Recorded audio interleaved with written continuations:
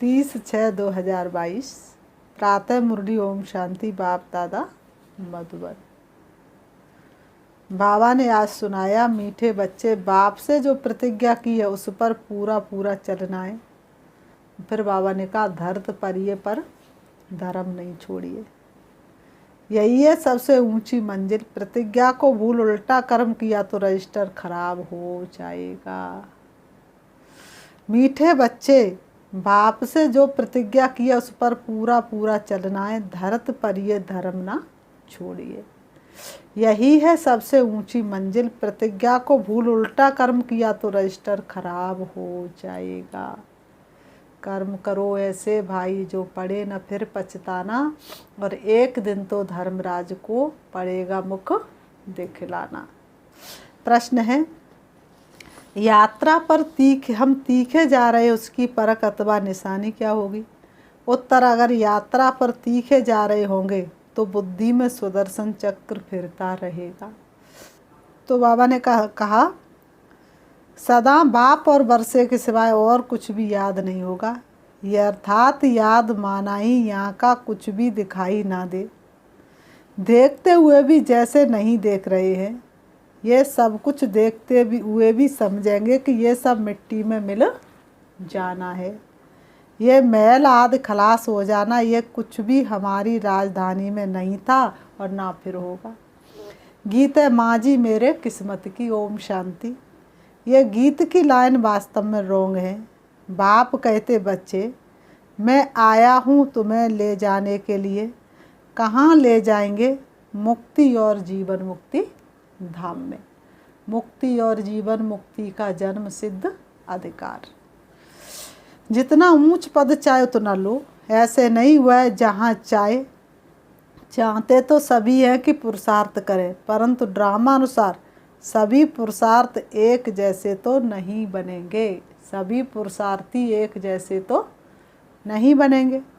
ये तो अपने ऊपर बच्चों को कृपा करनी है। भगवान कृपा कर रहा है जो तुमको पढ़ाने के लिए आ गया। अब तो तुम्हें अपने ऊपर आप ही कृपा करनी है। ज्ञान सागर तो ज्ञान और योग सिखलाने आए हैं। यह है उनकी कृपा। टीचर पढ़ाते हैं, योगी योग सिखलाते हैं। बाकी कम जास्ती सीखना तो उनके ऊपर है।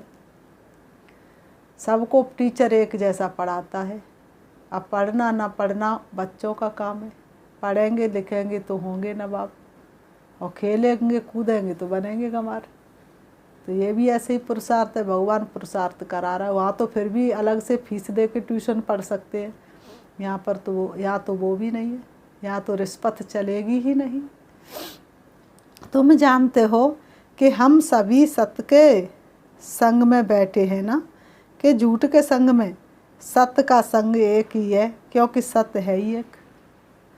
सतयुग की भी स्थापना वही करते और सतयुग में ले जाने के लिए पुरुषार्थ भी करवाते हैं। सच का एक श्लोक भी है कि सच बोलना सच चलना, तब ही सचखंड में चल सकेंगे। सिख लोग कहते भी हैं सत्य श्री अकाल। वह सत्य है, वह श्रेष्ठ है, वह अकाल है। उसको काल कभी खा नहीं सकता। एक ही वो सत्य बाप सबसे श्रेष्ठ है। अकाल मूर्त है, उनको कभी काल खाता नहीं है। भगवान को भी काल खा जाए तो फिर भगवान कैसा ठहरा? मनुष्यों को तो घड़ी घड़ी काल खाता रहता है। मनुष्यों को तो घड़ी घड़ी काल खाता है। तो तुम बच्चे सच्चे सच्चे सत्संग में बैठे हो। भारत जो अभी झूठ खंड है, उनको सचखंड बनाने वाला एक ही बाप है।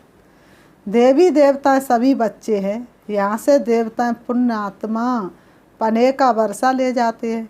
यहाँ तो झूठ ही झूठ है। गवर्नमेंट जो कसम उठवाती है वह भी झूठ है। गवर्नमेंट कोर्ट कचहरी में कसम उठवाती है कि तुम सच बोलोगे, गीता के भगवान श्री कृष्ण की कसम उठाओ। अरे वो भी झूठ है। गीता के भगवान को वो जानते ही नहीं। परंतु ये कहने से मनुष्यों को डर नहीं रहता। आज तो वह सबकी कसम झूठी खाते रहते हैं। मनुष्य को डर बिल्कुल ही निकल चुका है। इससे तो कहे कि हम अपने बच्चों की कसम उठाते हैं, भगवान को सोचते वो का मरता है, खा लो कसम, वो का हमारे परिवार का सदस्य है, तो हिचकेंगे, दुख होगा, क्योंकि समझेंगे कि ईश्वर हमको बच्चे देते हैं। तो ईश्वर के नाम पर हम बच्चों का कसम उठाएं, पता नहीं मर जाए, तो इसमें हिचकेंगे। स्त्री पति का कसम कभी नहीं उठाएगी, पुरुष स्त्री का कसम जल्दी उठा लेंगे। समझेंगे एक स्त्री गई तो दूसरी ले लेंगे। स्त्री पति की कसम नहीं उठाएगी, लेकिन पति स्त्री की कसम तुरंत ही उठा लेंगे। मनुष्य मात्र जो भी कसम उठाते हुए सब झूठ है। पहले तो गॉड को फादर समझे, नहीं तो फादर पने का नशा नहीं चढ़ता। तुम बच्चे तो जानते हो सत श्री अकाल उस फादर को ही कहा जाता है।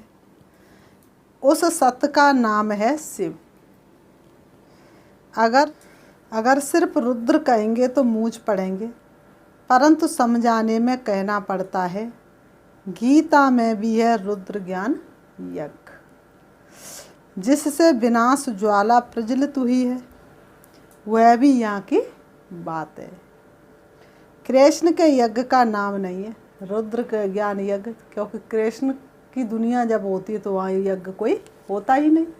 भगवान जब धरती पर आते तो मनुष्य अनेक प्रकार की यज्ञ रचते, तब भगवान आकर के अविनाशी गीता ज्ञान रुद्र यज्ञ रचते, जिसमें सारी दुनिया की सामग्री स्वाहा हो जाती है।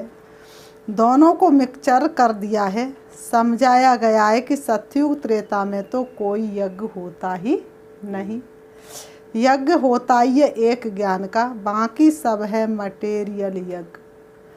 पोथी पढ़ना पूजा करना सब है भक्ति मार्ग के। इसलिए कहते पोथी पढ़ पढ़ युग हुआ, पंडित भया ना कोई। 2.5 अक्षर प्रेम का पढ़े सो पंडित हुए। पोथी पढ़ रहे, रामायण पढ़ रहे, गीता भागवत पढ़ रहे, और संबंधों में इतनी गिरावट आती जा रही है। एक दूसरे से प्यार नहीं और ही नफरत हो गई है। ज्ञान तो एक ही है जो सत्य परमात्मा देते हैं। मनुष्य सभी ईश्वर के लिए झूठ बोलते हैं। ईश्वर के बारे में जितनी भी बोलते मनुष्य सब झूठ बोलते। ईश्वर के बारे में कोई सच बता ही नहीं सकता। इसलिए गीता में लिखा यदा यदा ही धर्मस्य ग्लानि। इसलिए ही भारत कंगाल हुआ है। इन जैसा बड़े से बड़ा झूठ कोई है नहीं।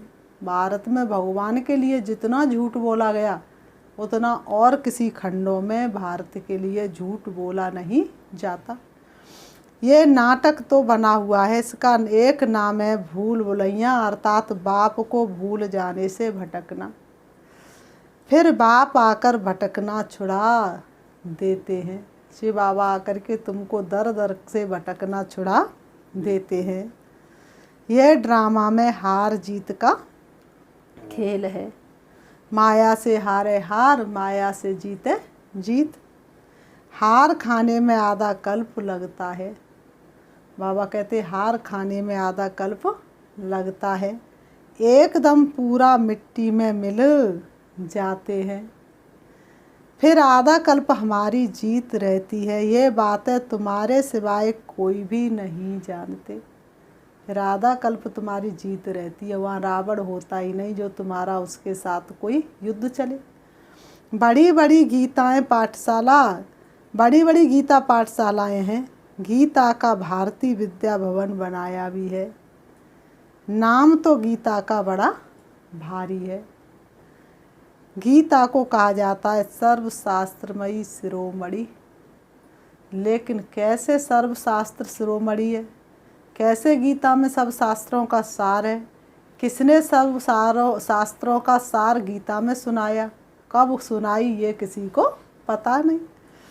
परंतु नाम बदली करने से कोई काम के नहीं रहे। उन्होंने किसका नाम डाल दिया गीता में? कृष्ण का। जबकि गीता किसने सुनाई? शिव ने सुनाई। गीता का नाम तो बहुत चला आता है। बाप कहते गीता का भगवान मैं हूँ, ना कि श्री कृष्ण। शिव बाबा कहते गीता का भगवान मैं हूँ, श्री कृष्ण गीता का भगवान नहीं।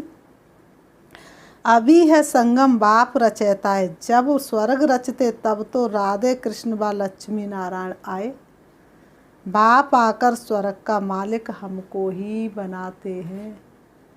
आने वाले कल की तुम तकदीर हो, नाज करेगी दुनिया तुम पर, दुनिया की तस्वीर हो। बताओ, भगवान आकर के हर कल्प में हमको ही स्वर्ग का देवी देवता बनाते हैं। जगत अम्बा और जगत पिता द्वारा राजयोग तो भगवान के सिवाय कोई सिखला ना सके। राजाओं का राजा तो भगवान के सिवाय कोई बना ना सके। जगत अम्बा बहुत नामी ग्रामी है, कलश भी जगत अम्बा पर रखते हैं। लक्ष्मी नारायण व राधे कृष्ण तो अब है नहीं, कृष्ण के साथ तो राधे भी होनी चाहिए। गीता में राधे का कुछ भी वर्णन नहीं है, सिर्फ श्री कृष्ण का ही वर्णन है। महाभारत में भी राधे को गुम कर दिया है। तो बाबा ने कहा भागवत में है, बाप कहते कि जो राधे कृष्ण थे वह राधे कृष्ण की जो आत्मा है वो 84 के अंतिम जन्म में है। मैं उन्हों को और उनकी राजधानी को फिर से जगा रहा हूँ, सभी को गोरा बना रहा हूँ। ये बड़ी गुहा समझने की बातें हैं, जो तुम ही जानते हो कि सूर्यवंशी चंद्रवंशी देवी घराने के हैं। हमने 84 जन्म भोगे, अब फिर से हम सतयुग में जाएंगे। गिनती तो सतयुग से लेकर करेंगे ना, बाबा ने कहा गिनती तो सतयुग से लेकर करेंगे ना। 84 जन्मों का चक्र भी मशहूर है। तुम बरसे को घड़ी घड़ी याद करते हो ना, जितना परम धाम को याद करते वैसे ही बरसे को भी याद करते हो। परम धाम में सिर्फ शिव बाबा को ही याद करते रहेंगे, सतयुग को याद नहीं करेंगे तो मंजिल पर तो पहुंचना होगा ना, तो फिर सतयुग में कैसे पहुंचेंगे। लक्ष्य को तो भी घड़ी घड़ी याद करना पड़े। अब 84 के चक्र को याद करो। इस चक्र को याद करना माना सारे वर्ल्ड की हिस्ट्री ज्योग्राफी को याद करना।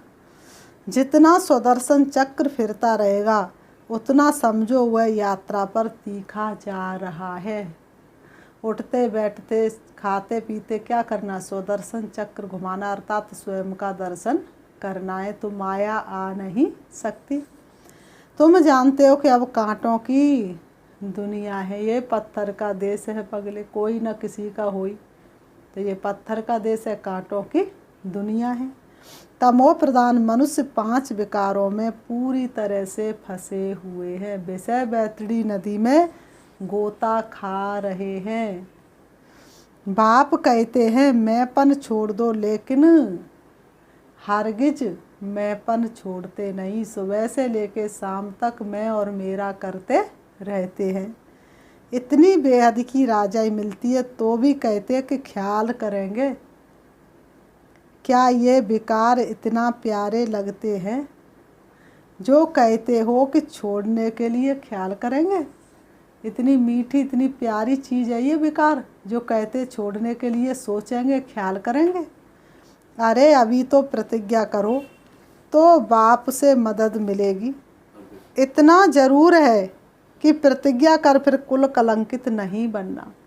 धरत परिये पर धर्म ना छोड़िए। बड़ी कड़ी मंजिल है, बाप तो पूरी कोशिश करेंगे ना, लूज नहीं छोड़ेंगे। अच्छा एक बार माफ़ कर देंगे, अगर फिर किया तो मर पड़ेंगे। तुमने कोई गलती की तो बाबा एक बार तुम्हें माफ़ कर देंगे, लेकिन बार बार की तो मर पड़ेंगे। इसमें रजिस्टर खराब होता है। ये विकार तो जहर है, काम विकार तो जहर है। जहर को पीने में मनुष्य कितना खुश है। ज्ञान है अमृत जिससे मनुष्य से देवता बनते हैं, वह तो है कुसंग। सिख लोग सत श्री अकाल कहकर बड़ी धुन मचाते, क्योंकि सत श्री अकाल ने सबका उद्धार किया है, परंतु उनको भूल गए हैं। भूलना भी ड्रामा में है। जैन धर्म वालों का बड़ा कड़ा संन्यास है। बाप कहते मैं तुमको सहज राजयोग सिखाता हूँ। जैन धर्म वाले क्या करते हैं, उनके सिर से एक एक बाल उखाड़ेंगे। जो जैन धर्म को अपनाएगा, जो समर्पित होगा, अगर थोड़ी सी भी आवाज़ की आंसू आए तो फेल। कितना कड़ा संन्यास है। लेकिन बाबा कहते हैं हम तो तुमको सहज राजयोग सिखलाते हैं। बाप कोई कष्ट नहीं देते, भले एरोप्लेन में जाओ, मोटरों में घूमो फिरो, परंतु खान पान की जितना हो सके परहेज रखना है। भोजन पर दृष्टि देकर फिर खाना है। भोजन सामने आया और बाबा की शक्ति डालो, दृष्टि दो, तब भोजन को स्वीकार करो, तो कुछ न कुछ उसमें शक्ति भर जाएगी, भोजन पवित्र हो जाएगा। लेकिन बच्चे ये भूल जाते हैं। इसमें तो बाप को व साजन को खुशी से याद करना है। साजन, हम आपकी याद में आपके साथ भोजन खाते हैं। आपको अपना शरीर तो है नहीं, हम आपको याद करके खाएंगे और आप वासना लेते रहना। हम आपको याद करके भोजन करेंगे और आप भोजन की वासना लेते रहना। ऐसे याद करते करते आदत पड़ जाएगी और खुशी का पारा चढ़ता रहेगा। ज्ञान की धारणा भी होती जाएगी। कुछ खामी है तो धारणा भी कम होगी, उनका तीर जोर से नहीं लगेगा। बाप से योग माना देखते हुए भी ये समझना कि ये अच्छे अच्छे मैल भी क्या होंगे। बाप से योग लगना माना ये माना अंदर में बुद्धि में ये समझना ये बड़े बड़े मैल, अच्छे अच्छे मैल भी मिट्टी में मिल जाएंगे। ये हमारी राजधानी में नहीं थे, अब तो हमारी राजधानी स्थापन हो रही है, उसमें ये कुछ नहीं होगा, नई दुनिया होगी। ये पुराने झाड़ आदि कुछ भी नहीं होंगे, वहाँ सब फर्स्ट क्लास चीज़ें होंगी। इतने जानवर आदि वह सब खलास हो जाएंगे, वहाँ बीमारियाँ आदि कुछ भी नहीं होंगी। ये सब बाद में निकलती हैं। सतयुग माना ही स्वर्ग, यहाँ तो हर चीज़ दुख देने वाली है। इस समय सबकी आसुरी मत है। गवर्नमेंट भी चाहती है कि ऐसी एजुकेशन हो जिसमें बच्चे चंचल ना हो। अभी तो बहुत चंचलता हो गई है। पिकेटिंग करना, धरना देना, भूख हड़ताल आदि ये सब हो रहा है ना। ये सब किसने सिखाया? खुद का सिखाया हुआ ही खुद के सामने आता है।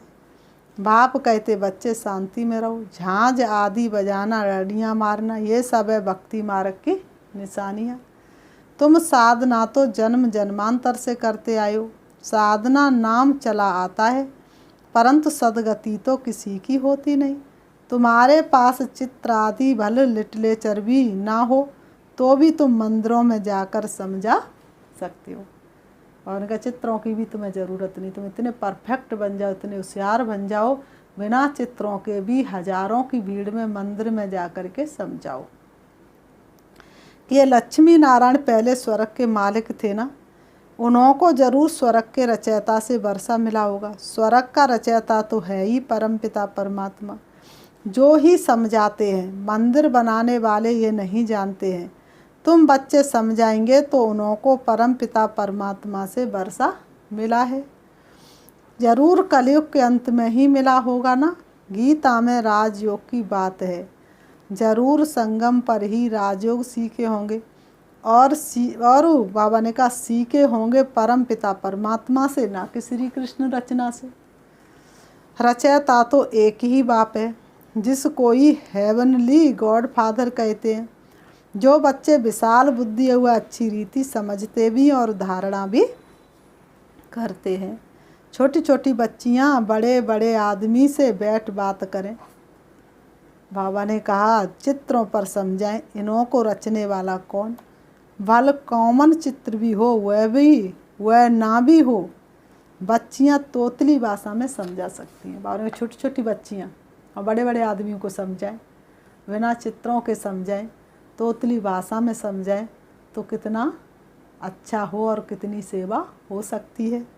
छोटी बच्चियां अगर होशियार हो जाएं तो कहेंगे कि बलिहारी इस बाप की है जो इतने छोटे बच्चों को इतना परफेक्ट बनाया।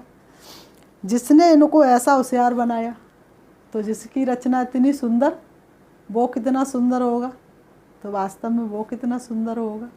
दुनिया में किसी से भी पूछो आत्मा कहाँ रहती है, परमात्मा कहाँ रहते हैं, तो बड़े बड़े ऋषि मुनि भी अर्थात बता नहीं सकते, क्योंकि उनके पास भी परमात्मा का सत्य परिचय नहीं।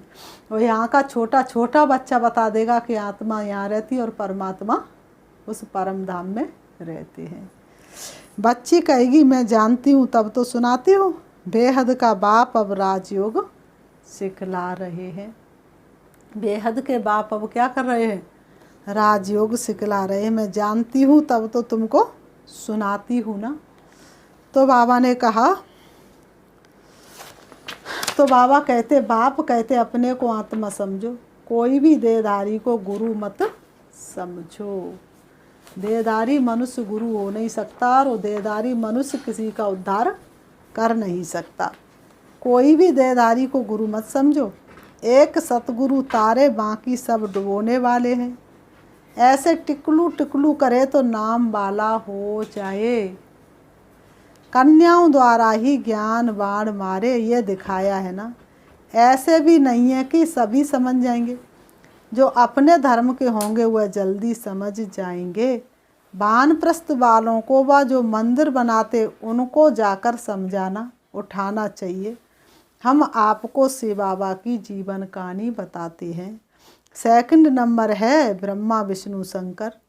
हम आपको वर्ल्ड की हिस्ट्री ज्योग्राफी बताते हैं कि मनुष्य 84 जन्म कैसे लेते हैं। यह 84 का चक्र है। तो ब्रह्मा सरस्वती सभी की कहानी बैठ बताइए, तुम बच्चों के सिवाय कोई समझा न सके। आओ तो तुमको बताएं कि लक्ष्मी नारायण ने राज्य कैसे पाया और फिर कैसे गवाया।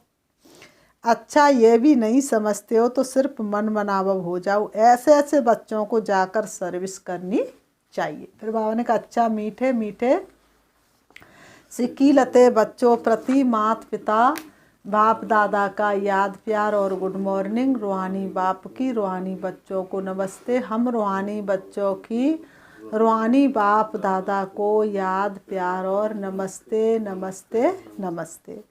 धारणा के लिए मुख्य सार नंबर 1, अंदर में कोई भी खामी हो तो उसे चेक कर निकाल देना है। बाप से जो प्रतिज्ञा की है उस पर अटल रहना है। अंदर में कोई भी खामी हो तो उसे चेक कर निकाल देना है। बाप से जो प्रतिज्ञा की है उस पर अटल रहना है। नंबर 2, भोजन बहुत शुद्धि से दृष्टि देकर स्वीकार करना है। बाप अथवा साजन की याद में खुशी खुशी भोजन खाना है। वरदान, सर्व खजानों के अधिकारी बन स्वयं को भरपूर अनुभव करने वाले मास्टर दाता भव। सर्व खजानों के अधिकारी बन स्वयं को भरपूर अनुभव करने वाले मास्टर दाता भव। स्पष्टीकरण, कहा जाता 1-2 हजार पाओ।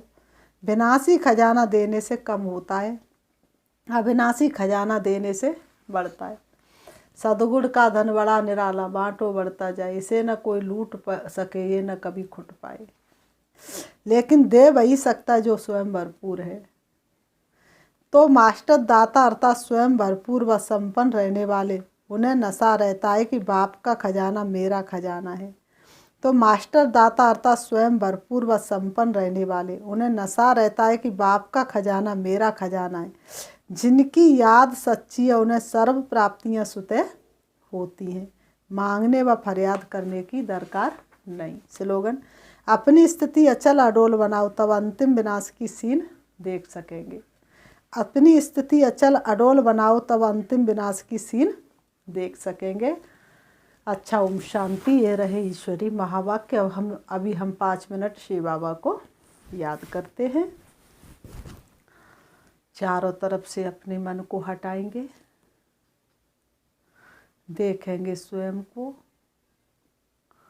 चमकती हुई ज्योति के रूप में। अति सूक्ष्म आत्मा, स्टार मिसल, दोनों भ्रमों के बीच भ्रकुटी में विराजमान हूँ। शरीर मेरा वस्त्र है जो मैंने थोड़े से समय के लिए धारण किया है। मैं आत्मा हूँ। मैं आत्मा इन आँखों द्वारा देखने वाली, कानों द्वारा सुनने वाली, मुख द्वारा बोलने वाली और हाथों द्वारा कार्य करने वाली मैं एक चेतन शक्ति आत्मा हूँ। शरीर मेरा वस्त्र है।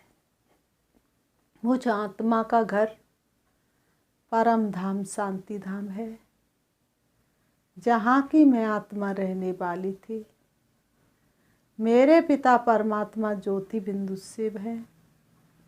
जो उस परम धाम शांति धाम के रहने वाले हैं। परम धाम से मुझे आत्मा ने सृष्टि रंगमंच पर आकर अनेक नाम रूप वाले वस्त्र धारण कर पाठ बजाया। पाठ बजाते बजाते मैं आत्मा अपने घर और अपने पिता को भूल गई। कलयुग के अंत में संगम पर प्यारे पिता परमात्मा ने ब्रह्मा के तन के द्वारा हमको सत्य पहचान दी। अब मैं आत्मा अपने पिता परमात्मा से मिलने के लिए, उनसे मिलन मनाने के लिए इन देह रूपी वस्त्रों को छोड़कर चली जा रही हूँ। इस सृष्टि रंगमंच से दूर, नीले आसमान से भी आगे, चंद्रमा से ऊपर, सूरज से भी ऊपर, तारागढ़ से भी पार, सूक्ष्म वतन से भी दूर प्रवेश करती हूँ हल्के सुनहरे लाल रंग के आसमान में, जहाँ सूरज चांद सितारों का भी प्रकाश नहीं है। वही मेरा पिता परमात्मा शिव, ज्योति बिंदु शिव, चारों तरफ प्रकाश का लाइट बिखेरे हुए मेरे सामने है। मैं आत्मा शिव बाबा के सामने हूँ। बाबा सर्व शक्तियों का सागर मेरे सामने है। उनकी सर्व शक्तियाँ मुझ में जैसे जैसे समाती जा रही हैं, वैसे ही मैं आत्मा मास्टर सर्वशक्तिवान बनती जा रही हूँ। मुझ आत्मा की शक्ति बढ़ती जा रही है। मुझ आत्मा का प्रकाश बढ़ता जा रहा है। मुझ आत्मा की खोई हुई शक्ति वापस आ रही है। मैं आत्मा धीरे धीरे प्रफुल्लित होती चली जा रही हूँ। मेरा कोना कोना खुशी से भरपूर होता जा रहा है। मुझे आत्मा की दुख अशांति पूरी तरह से समाप्त हो रही है और मैं सुख शांति से भरपूर हो रही हूँ। मेरे जन्म जन्मांतर के विक्रम विनाश हो रहे हैं। अब मैं आत्मा से बाबा से शक्ति लेकर चली आ रही हूँ। परम धाम से नीचे सूक्ष्म वतन में आ जाती हूँ। देख रही हूँ फरिश्तों के बादशाह ब्रह्मा बाप को। उनसे दृष्टि लेकर अब वापस आ रही हूँ। तारागढ़ से भी नीचे, चंद्रमा से भी नीचे, सूरज से भी नीचे अब मैं देख रही हूँ सृष्टि ग्लोब को। मुझे आत्मा के प्रकाश ने संपूर्ण सृष्टि ग्लोब को ढक लिया है। देखें, मुझे आत्मा का प्रकाश बढ़ता जा रहा है और मैं सबको बांटती जा रही हूँ। जितना जितना मैं दे रही हूँ, मेरी शक्ति बढ़ती जा रही है। सृष्टि ग्लोब को मुझ आत्मा ने संपूर्ण रीति से ढक लिया है। अब मैं आत्मा सृष्टि ग्लोब से भी नीचे आ जाती हूँ सृष्टि पर। आकर के दोनों ब्रह्म के बीच भ्रकुटी में विराजमान हो जाती हूँ। मेरा प्रकाश दूर दूर तक फैल रहा है। मेरी शक्तियाँ दूर दूर तक फैल रही हैं। मेरी शक्तियाँ चारों तरफ के वायुमंडल को शक्तिशाली बना रही हैं। ओम शांति, ओम शांति।